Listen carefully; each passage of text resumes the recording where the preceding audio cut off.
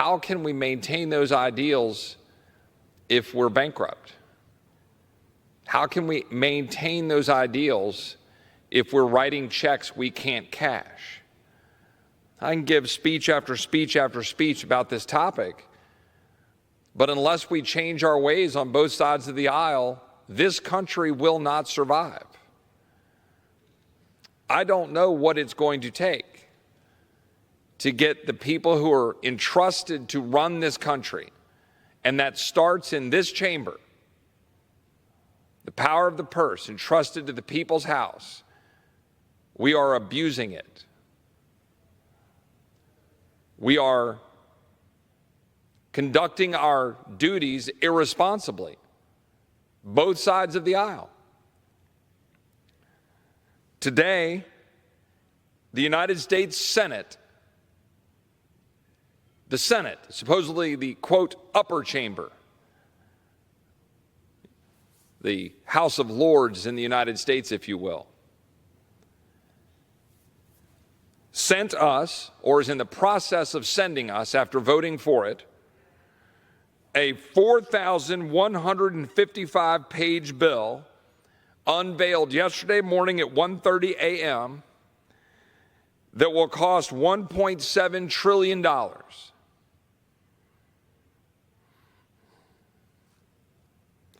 This bill will increase spending $118 billion.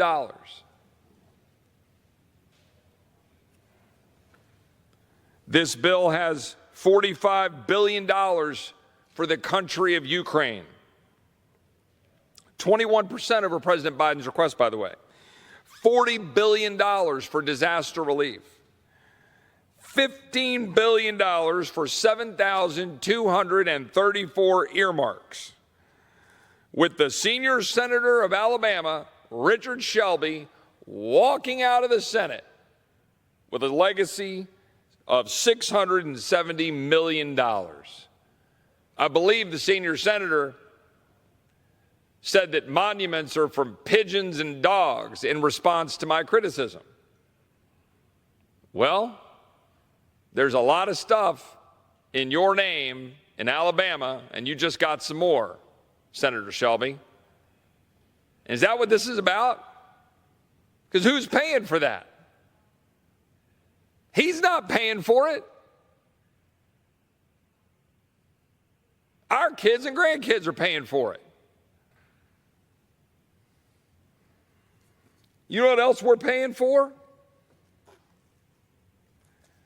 We are paying for $500,000 to the Long Island Gay and Lesbian Youth Incorporated, $113,000 to the LGBT Center of Greater Reading, Pennsylvania, $1.5 million for the Loft LGBTQ Community Center New Home Project in New York, which I got excoriated as somehow being hateful for tweeting that out earlier by one of my colleagues. Now, hold on a second. So I'm hateful for raising whether or not we should have $1.5 million set aside for a Loft community center in New York that is then divvied up by both age and sexual identity or preference. Okay, I'm the bad guy for thinking that maybe taxpayers are thinking, why are we doing that? $750,000 for New York-based In Our Own Voices, Inc., which aims to strengthen the voices of LGBT people of color and increase their capacity for combating oppression and marginalization. $250,000 to support Wisconsin's first-in-the-nation gay rights law book and archive. How about the climate agenda?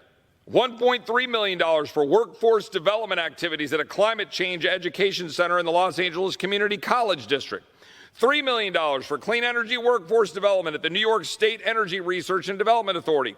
$200,000 for the Rhode Island AFL-CIO's Climate Jobs Workforce Training Initiative.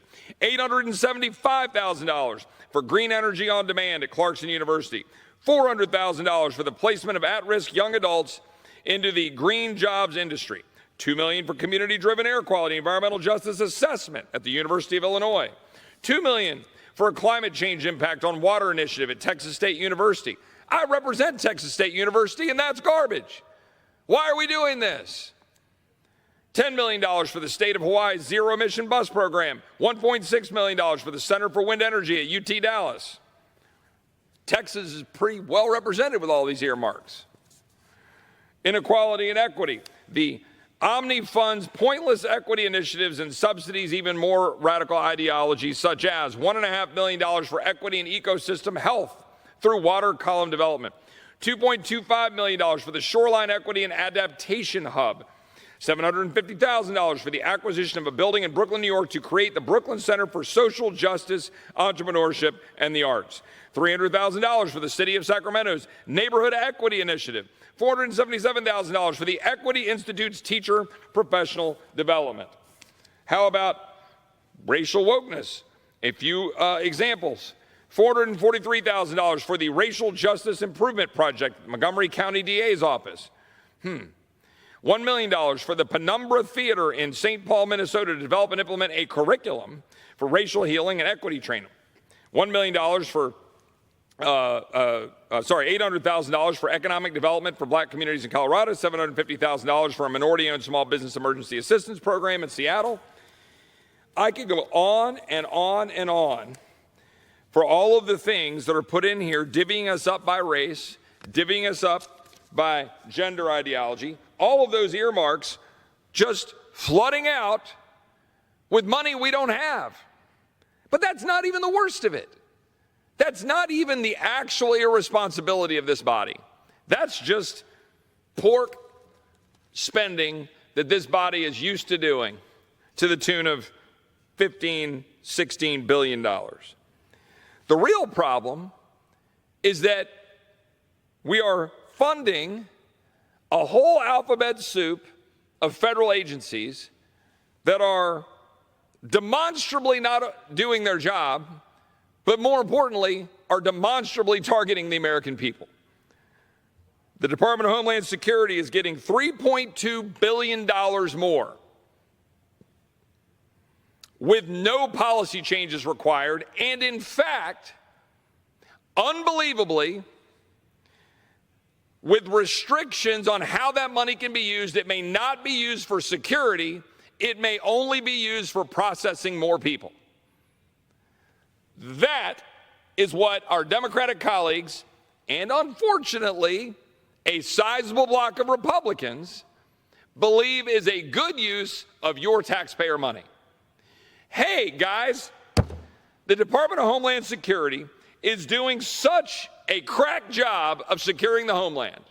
They're doing such a great job at the border.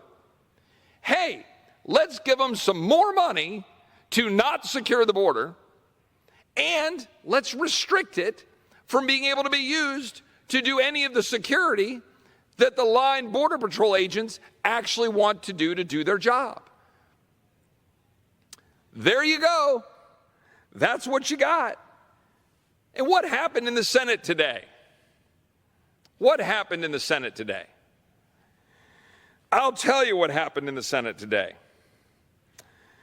Blunt, Boozman, Capito, Collins, Cornyn, Cotton, Graham, Inhofe, McConnell, Moran, Murkowski, Portman, Romney, Rounds, Shelby, Thune, Wicker, and Young.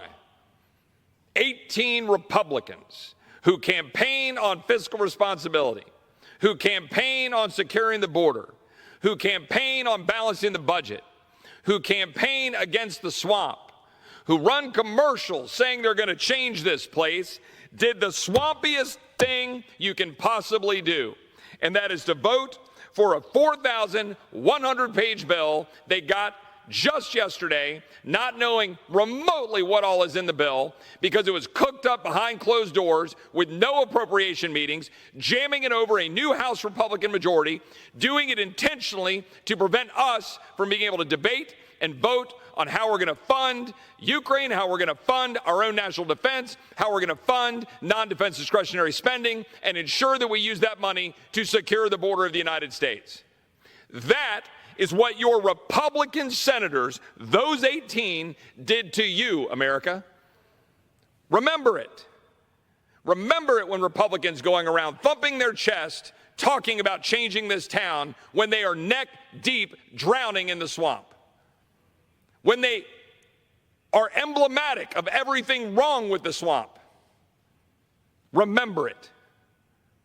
Remember it. I don't like saying it. I've got friends on both sides of the aisle, and some of these 18 are my friends. But you know what? John Adams and Thomas Jefferson had a pretty testy relationship because they fought over the way this country should be run and be set up. We are hired to fight for the people we represent. So I'll be damned if I'm going to give a rat's rear end whether I offend some of the people in this godforsaken town because I dare question, regardless of which party they are in, regardless of who they say they're friends with or who they campaign with. I'll be darned if I'm going to be cowed into not calling out what you see unfold before you with your very eyes. Leader Mitch McConnell called the bill, quote, a strong outcome for Republicans. The arguments that I've heard from some of the members include this argument. Having lost the vote for a continuing resolution until the new Republican majority takes over in January, we had two bad choices: cast a protest vote against funding our military, veterans, and Border Patrol and other essential government functions, or vote for a flawed bill. That is what happens in this town. This was a setup, ladies and gentlemen. It was purposeful, well orchestrated by Mitch McConnell. I do not question that. He's good at playing these games in this town, as are virtually everybody associated with the appropriations process and leadership of the House and the Senate. Oh, they've got all the excuses in the world. Oh, there's a troop pay raise. There's a helicopter that we need to buy. There are missiles we need to buy. There are boats and planes we need to buy. So because of that,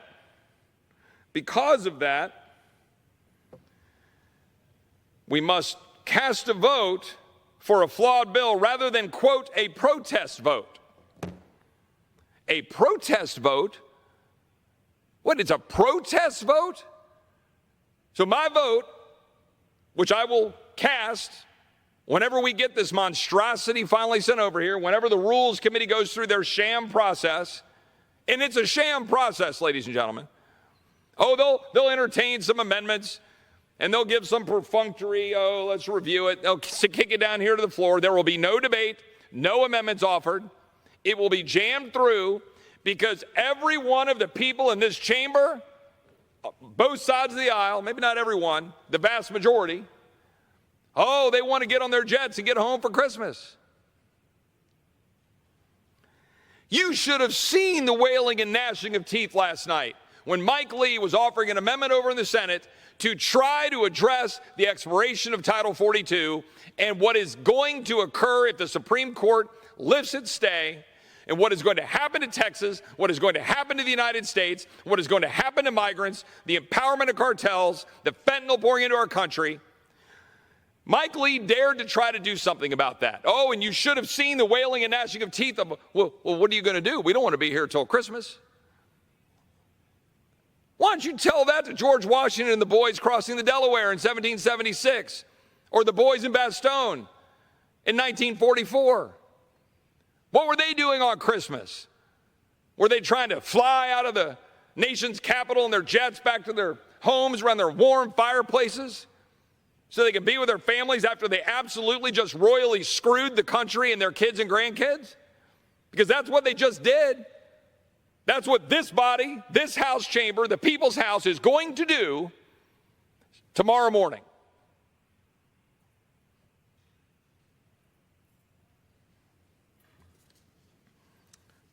$600 million more for the Federal Bureau of Investigation, while doing nothing to stop it from colluding with big tech, targeting parents, or harassing pro-lifers, all of which the FBI is doing as we speak. Oh, it's better than that, ladies and gentlemen across the country. They're getting a brand new headquarters And you want to know what almost derailed this lovely $1.7 trillion piece of legislation? A fight over where to put the fancy new FBI headquarters. Oh, these are the important things we do here in this city. Let's figure out who can get their pork back home in the form of a massive federal agency that is involved on a daily basis in targeting the American people in the name of law enforcement. That sounds like a winning prize for the people of either Maryland or Virginia. Let's grow this greater metropolitan area even more. What could do more for the people of the United States than to have a fancy new FBI headquarters filled with all sorts of people that are conspiring to target the American people and actually label a father as a domestic terrorist for daring to go to a school board meeting? By the way, the superintendent of that school system has been indicted. These are all the things that get just swept aside, just pushed to the corner. Nobody wants to talk about it. Where are my colleagues, by the way? I got an hour of debate time down here. Where is everybody? Hey, sipping on some eggnog with some whiskey and having some steak dinners or something? What is more important than sitting down here on the floor and highlighting the fraud being perpetrated on the American people right before our eyes? A complete and utter disastrous fraud endorsed by 18 Republican senators. I hope none of my Republican colleagues in this chamber, but we'll see. A bill that will fundamentally limit our ability to secure the border. It's actually in the dang bill. They don't even pretend anymore, ladies and gentlemen. They don't even try to hide it. They actually put the text in the bill that says this money cannot be used to secure the border of the United States. It can only be used to process people. That is in the text of this bill. Let me be clear to those 18 United States senators. That alone should have been enough to have you vote no on this bill, and yet you voted for it. It should have been enough that we're giving another $600 million to the FBI and building a new headquarters. It should have been enough that there's more money for ATF and all sorts of provisions to go after law-abiding gun owners. It should have been enough that there was $2.5 billion more for NIH, which funded gain-of-function research in Wuhan and pays Anthony Fauci's salary in perpetuity and hires CRT propaganda speakers. So I want to say again to those 18 Republican senators, you own this.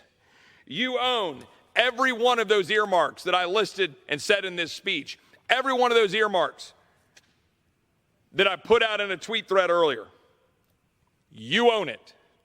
And you own it with the kind of reasoning that says, well, you vote for a flawed bill instead of casting a quote-unquote protest vote. It is not a protest vote to come to the chamber where you are hired by your constituents to fight for them and vote against the funding of the very tyranny you campaigned against, to vote against the very irresponsible spending that is driving up our national debt, increasing inflation, weakening the dollar, undermining the American family. To vote against that, to vote against the funding of the federal bureaucrats, like, for example, the $760 million more going to the CDC, whose director lied about vaccine efficacy, while the CDC colluded with big tech to suppress free speech about vaccines. Or how about the World Health Organization, giving them more money? The State Department, $3.6 billion. They fund drag shows in Ecuador and an LGBT group in Kyrgyzstan that advocates for trans women sex workers with migration experience. I don't care what you believe about these things. Why in the hell are the American people borrowing money to fund them? Someone explain that to me. Someone explain to me how it is in the interest of the United States, when we're sitting here $31.4 trillion in debt, to borrow more money, to build more federal buildings, to hire more federal bureaucrats, to fund these kind of earmark programs throughout the world. Things that nobody in America are actually wanting to see happen. Poll it. Go ahead. Elon, if you're listening, throw this out on Twitter for a poll. I promise you what the result will be. The American people are beside themselves at an incompetent chamber in this body and the other side of this building in the Senate, who seem to wake up every single day and decide, how can we screw the American people over more today than we did yesterday? Well, today is a banner day in the annals of this supposedly august institution known as the United States Congress.